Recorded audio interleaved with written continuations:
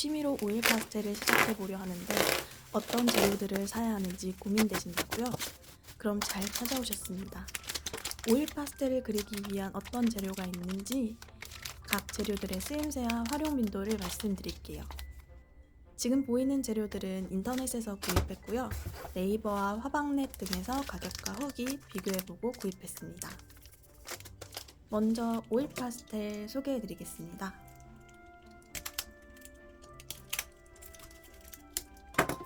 유튜브, 블로그, 쇼핑몰 어딜 찾아봐도 무조건 추천하는 게 문교 파스텔이더라고요. 문교의 일반 오일 파스텔과 소프트 오일 파스텔이 있는데 일반 파스텔은 소프트보다 저렴하긴 하지만 색연필 같은 질감에 뻑뻑해서 일반 사셨던 분들도 결국엔 다시 소프트로 구입하시더라고요.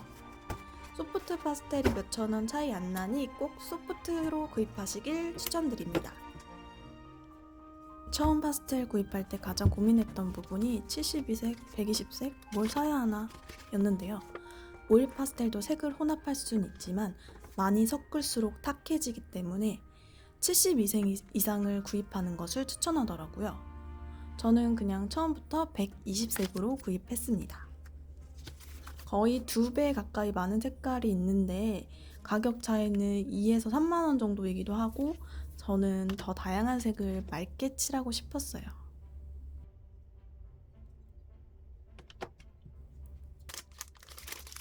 다음으로 보여드릴 재료는 찰필 세트입니다.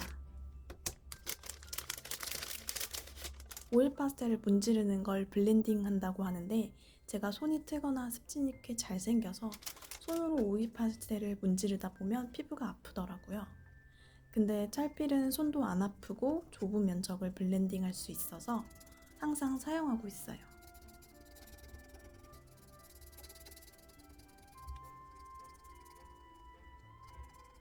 이렇게 사포로 갈아서 사용하는 거라 꽤 오랫동안 쓰기도 하고요. 가격도 비싸지 않으니 완전 필수템으로 추천드립니다. 다음으로 소개해드릴 재료는 오일 파스텔 툴키트입니다.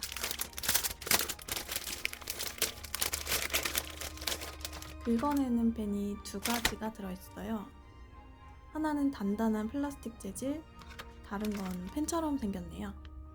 스크레이퍼는 이렇게 날카롭게 경계면을 긁어내거나 거친 질감을 표현할 때 좋아요. 송곳 같은 걸로 대체를 할 수 있으니 필수템은 아닐 수 있지만 저는 세밀한 그림을 그릴 때 자주 사용하고 있어요. 다음은 넓적붓이 들어있네요. 오일 파스텔이 똥이 많이 나오잖아요.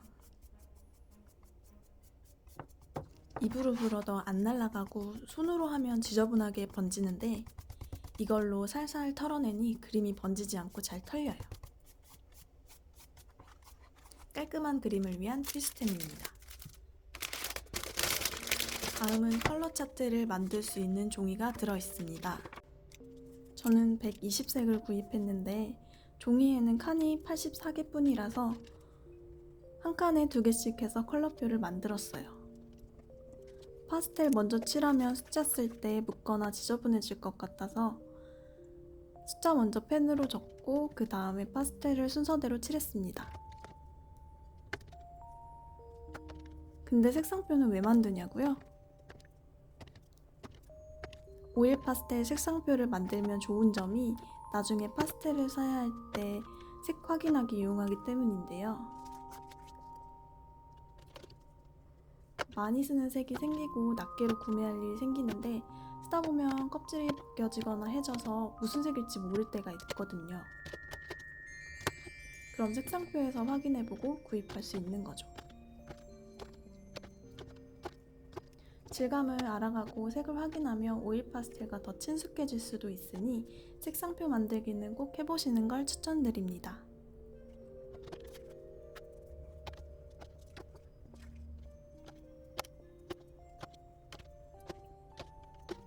종이에 칸이 그어져 있어서 깔끔하게 색상표가 만들어졌어요.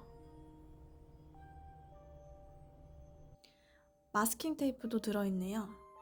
마스킹 테이프 없어도 그림을 그릴 수는 있지만 오일 파스텔에선 필수템이에요. 근데 너무 다 필수라고요? 어쩔 수가 없어요. 오일 파스텔은 뭉뚱해서 깔끔한 외곽을 하려면 테이프가 필수예요. 뜯을 때의 이 희열도 놓칠 수가 없습니다. 이 도구는 파스텔 가루를 점착시키는 스퀴지입니다. 근데 저는 가루를 털어버려서 별로 사용 안 했어요. 이 골무같이 생긴 것은 블렌딩 핑거캡입니다.